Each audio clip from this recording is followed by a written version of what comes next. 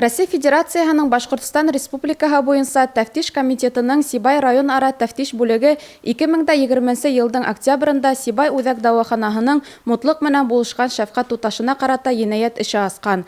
Хеҙмәткәр COVID-19-ға ҡаршы Спутник Лайт препараты яһалған тигән ялған сертификат һатҡан. 7 кеше уның ҡулынан ошондай документ алған. Прокуратурой города Сибая была организована исковая деятельность, направленная на Сибай ҡалаһы прокуратураһы коронавирусҡа ҡаршы эшләтелгән 8 прививка сертификатының ғәмәлгә яраҡһыҙлығын таныу өсөн дәғүә эшмәкәрлеге ойошторҙо. Уларҙы үҙәк дауахана хеҙмәткәрҙәре 8 кешегә һатыу асыҡланды. Суд дәғүә ғарисаһын интекле өйрәнгәндән һуң уны тулыһынса ҡәнәғәтләндерҙе. Әлеге көндә Сибай тәфтиш бүлегендә был енәйәт эше буйынса тикшереү тамамланды. Енәйәт эше ғәйепләнеүселәргә яза биреү өсөн ҡала прокуратураһына йүнәлтелде. Енәйәти факт Федераль именлек хеҙмәте һәм Эске эштәр министрлығы хеҙмәткәрҙәренең берлектәге оператив эҙләнеү эшмәкәрлеге барышында асыҡланған.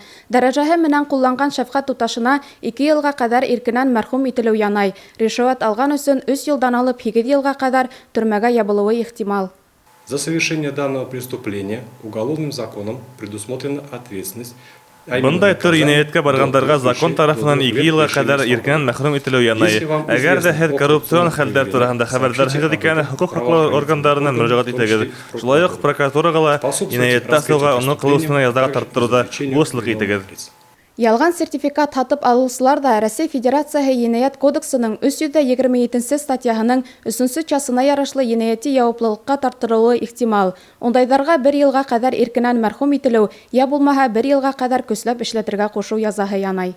Дилбәр Султангидина, Евдокия Титаренко, Руслан Кумушкулов, Любовь Карпова. Яңылыҡтар өсөн.